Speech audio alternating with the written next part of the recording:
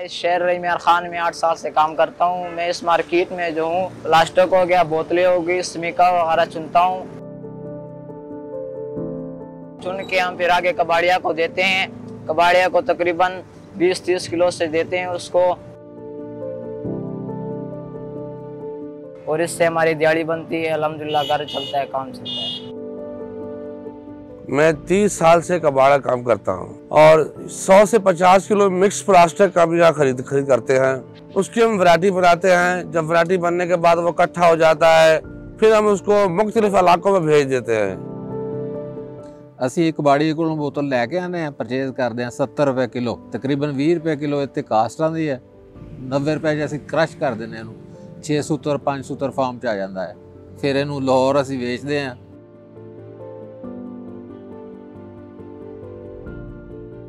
The purpose of this study was to collect the baseline data regarding the plastic waste situation within the Rahim Yar Khan city and to make Rahim Yar Khan city as a plastic waste free city.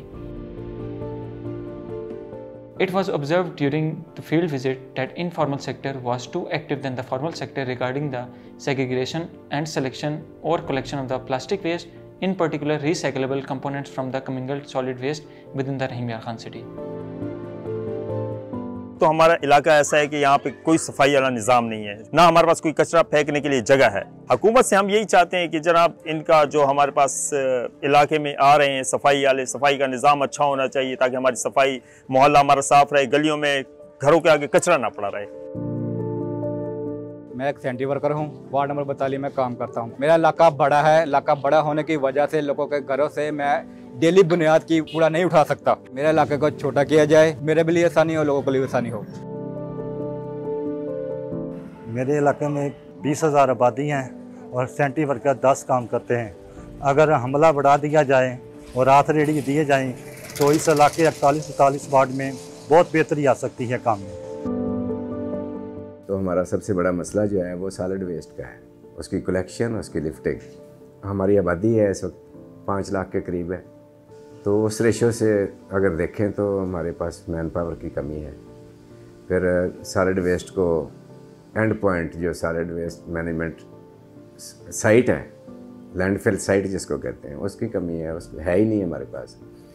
तो एक तो हमें वो चाहिए proper landfill cell उधर बना हुआ, फिर उसके लिए हमें फास्ट मूविंग व्हीकल्स की ज़रूरत है। In order to know the plastic component within the commingled municipal solid waste and plastic waste generation rates, waste sacks were distributed one day before. The next day, sanitary workers and scavengers were deployed to collect the waste sacks, and then they transported to the fill depot, which was again dedicated by the municipal corporation. At the fill depot, scavengers separate the plastic components and then they weigh it and recorded it.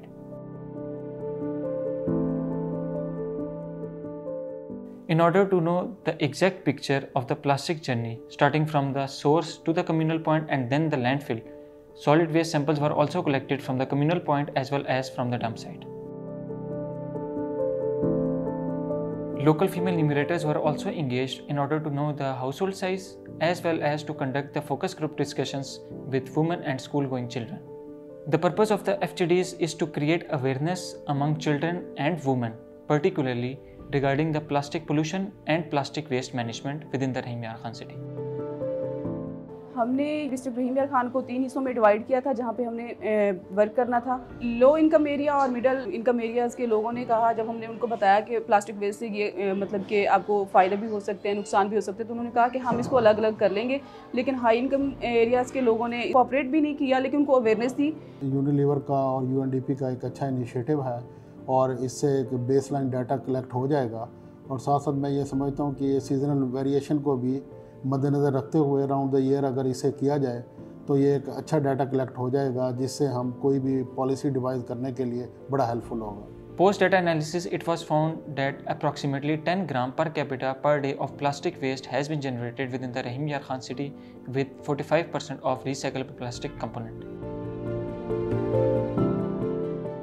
Based on recyclable plastic waste generation rates, which were estimated during the data analysis phase, it was also estimated that the municipality can easily generate 10.35 million rupees per annum, which accounts approximately 5% of the annual budget which was allocated by the municipality for the fiscal year 2019 to 2020 for the management of municipal solid waste.